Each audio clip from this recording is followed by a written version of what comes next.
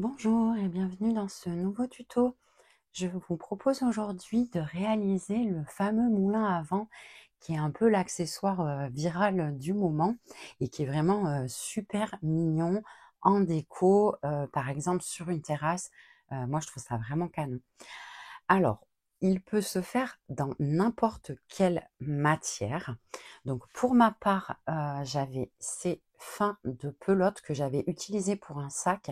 Donc, je suis partie là-dessus. C'est un mélange coton acrylique, mais ça peut très bien se faire en coton, en acrylique, vraiment de la taille que vous voulez. Et donc là, pour ce faire, donc normalement, c'est un fil qui se crochette en 4 millimètres. Mais là, je vais le crocheter en 3,5 pour que les mailles soient assez serrées.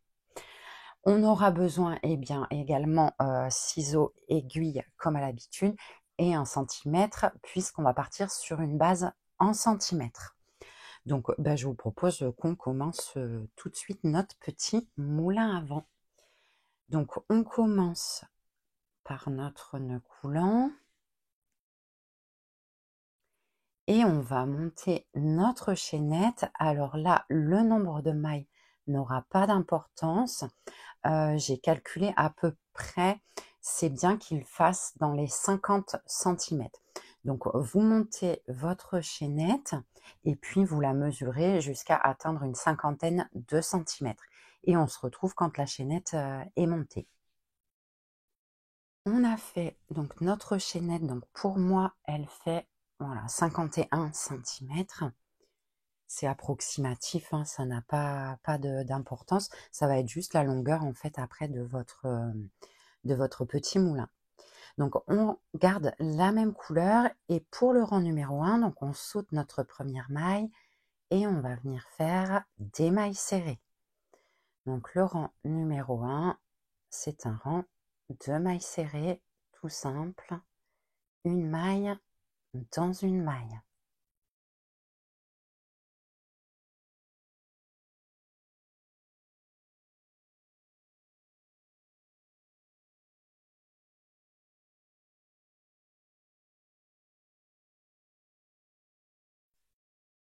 On termine notre rang de mailles serrées et on va en même temps changer de couleur. Donc pour ce faire, on vient piquer la dernière maille, un jeté, on ramène notre fil, on laisse notre ancienne couleur en attente et on vient récupérer notre nouvelle couleur. Donc on maintient notre fil à l'arrière et on vient terminer notre maille serrée avec notre nouvelle couleur. Et on peut couper l'ancienne et venir faire un petit nœud entre nos deux couleurs.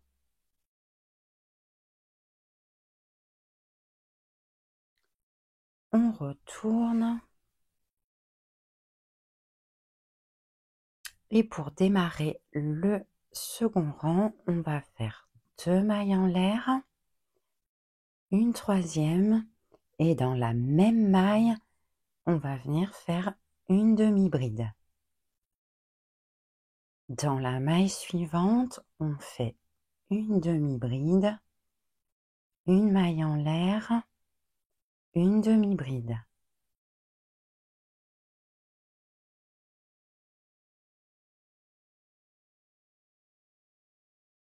Dans la maille suivante, une demi-bride, une maille en l'air, une demi-bride dans la même maille. Et on va faire ça tout le long de notre rang. Donc dans la même maille, on fait une demi-bride, une maille en l'air, une demi-bride. Dans la maille suivante, une demi-bride, une maille en l'air, une demi-bride. Vous voyez, on fait les augmentations en fait et ça vient, on le voit hein, dès le second rang, on voit la forme qui commence un peu à se dessiner. Donc je vous propose qu'on fasse tout notre rang et on se retrouve pour le rang numéro 3. À tout à l'heure. Lorsqu'on arrive donc à la fin de notre rang de numéro 2, eh bien, dans la dernière maille, on va venir faire une demi-bride, une maille en l'air, et la seconde demi-bride, on ne va pas la terminer. On va laisser le fil à l'arrière et prendre notre nouveau fil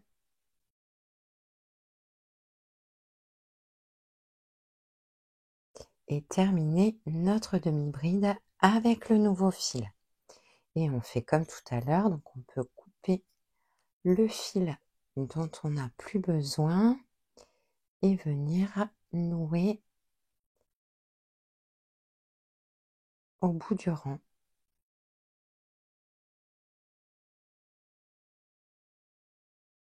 Et on peut tourner directement notre projet pour attaquer notre troisième tour.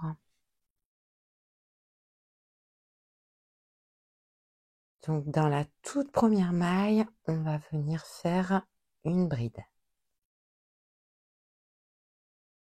Donc pour moi, une fausse bride. Vous pouvez aussi tout à fait faire 3 mailles en l'air.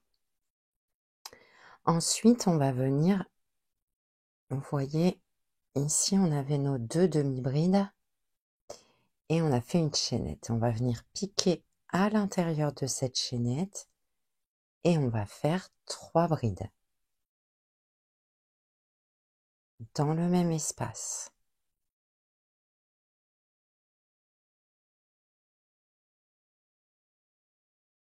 Et on va faire donc pareil dans chaque chaînette. Alors, pour qu'on repère, donc on a fait un petit V avec une chaînette, un petit V séparé par une chaînette, et nous on va piquer à chaque fois à cet endroit et on va faire 3 brides dans chaque espace. On termine notre rang par une bride dans la première maille que l'on ne va pas terminer pour à nouveau changer notre couleur et pouvoir commencer notre dernier rang. On change notre couleur.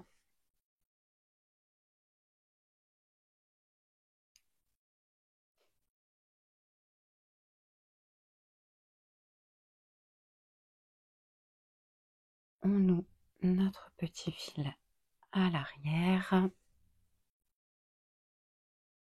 et on redémarre une maille en l'air.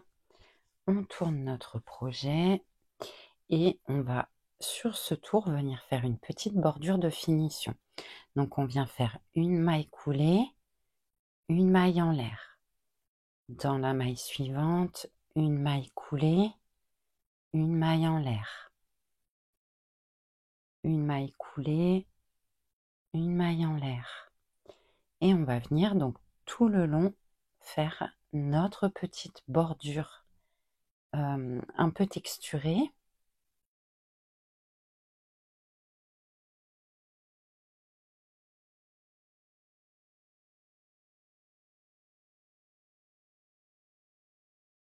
Vous voyez, ça vient créer un petit relief qui est plutôt sympa. C'est une bordure que j'utilise régulièrement. Je crois que je l'avais fait sur des petits porte-clés en cœur. C'est vraiment mignon et hyper simple à faire. Voilà, donc on va faire vraiment tout le long de notre spirale de la même façon. Et je vous propose bien qu'on se retrouve à la fin où on fignolera, je pense, faire un petit pompon. Et j'ai récupéré des perles. Donc je vais essayer, voir laquelle, je pense que celles-ci là, elles iront bien, c'est vraiment joli. Voilà. Ou peut-être la grosse là. Voilà, donc c'est sympa de mettre à la fin, si vous avez une perle et de faire un petit pompon qui permet à notre petit moulin à vent, quand il pendouille, que ce soit joli, quoi. Voilà, et bien à tout à l'heure. On termine notre petit rang de bordure par une dernière maille coulée, une maille en l'air et on peut clore notre projet. Alors, pour le moment, je l'ai mise, vous voyez, je l'ai réenroulée là, la petite guirlande. Et en fait, au début, on va avoir besoin de faire une petite chaînette pour vous voyez, pour la suspendre. Donc, on va revenir au tout début. Donc, je vais m'accrocher sous ma première maille coulée et je vais venir rattacher mon fil et faire une chaînette. Donc là, il n'y a pas vraiment de nombre de mailles prédéfinies. Ça dépend de où vous voulez l'accrocher. Vous voyez, pour moi, à peu près cette taille-là, je vais rajouter 3 mailles et ça va être bon. Donc ça, vous pouvez aussi l'adapter à où vous voulez le mettre. Et donc, je vais venir repiquer la même maille et faire une maille coulée.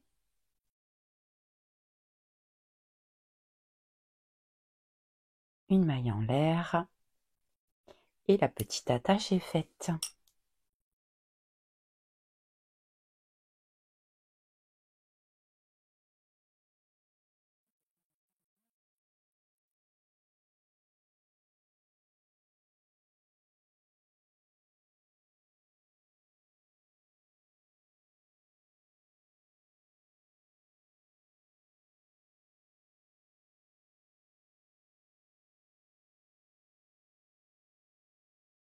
Voilà, comme ça on pourra le suspendre.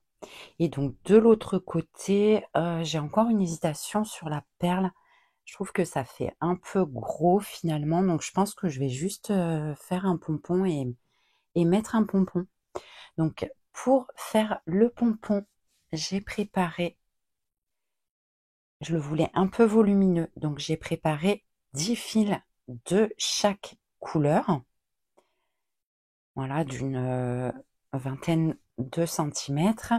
Et du coup, bien, je vais les mixer et je vais venir faire mon pompon.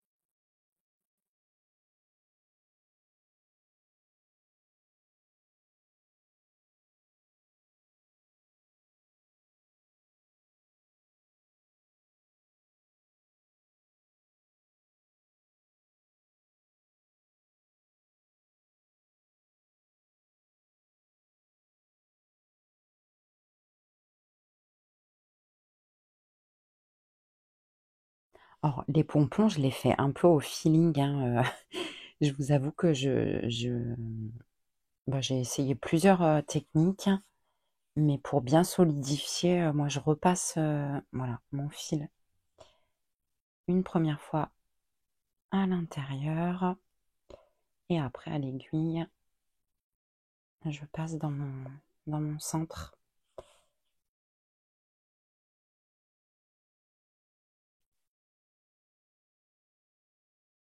Voilà un petit pompon tout mignon. Et du coup, bah, on va pouvoir, évidemment, on recoupera les petits morceaux.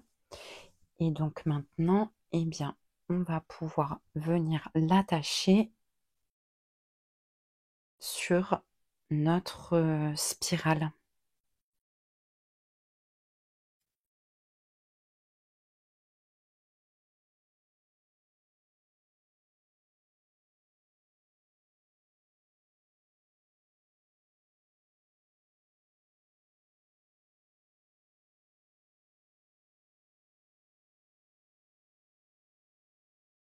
Voilà, donc on peut venir maintenant, une fois qu'on a passé comme il faut nos deux brins, on peut venir bien les nouer. Et ce que je vais faire, c'est que je vais les passer un petit peu dans les mailles avant de les couper. C'est toujours plus solide.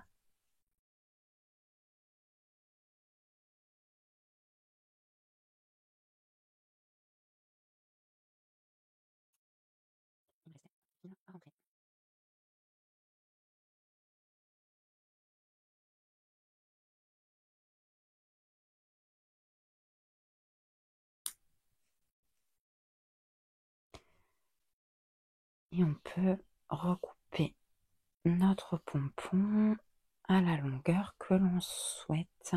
Donc moi, je vais le couper à peu près ici.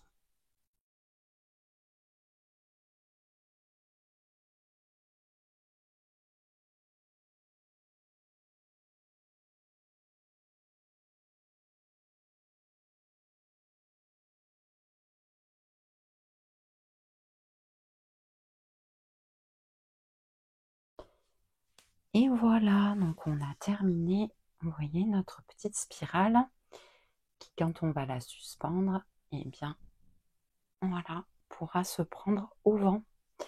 Voilà, petit projet terminé. J'espère que ce mini tuto vous aura plu. N'hésitez pas à me laisser un petit mot, à vous abonner à ma chaîne. À très bientôt et bonne journée.